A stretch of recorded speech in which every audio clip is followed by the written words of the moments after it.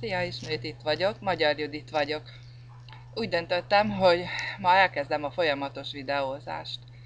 Izgulok, hogyan fogadod ezt a videómat, és hogyan fogadtad a tegnapi blogbeírásomat, meg a bemutatkozó videómat. Hát igen, a videók.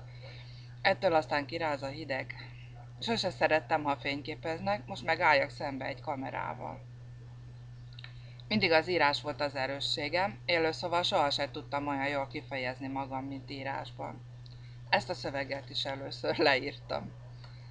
Rettenetesen feszélyez ez a kamera, de majd csak túljutok ezen is. Meg kell barátkoznom vele, mert az emberek nagy része nem szeret olvasni, sokkal szívesebben néz meg egy videót. Szerinted is így van ez?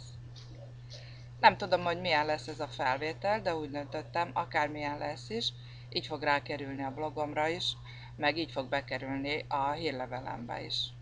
Remélem ezzel bátorítani fogom azokat a sorstársaimat, akik szintén kameraiszonyban szenvednek. Neked is kameraiszonyod van?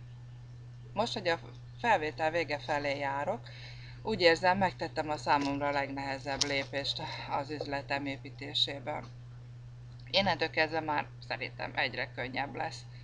Hogyha te is így gondolod. Ha igen, gyere velem, építsük fel lépésről lépésre a te üzletedet, bármivel foglalkozol is. Segítek az első lépések megtételében, és keresünk megoldást a problémáidra is.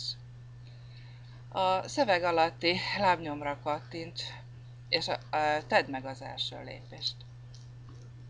Szia, várlak a csapatban!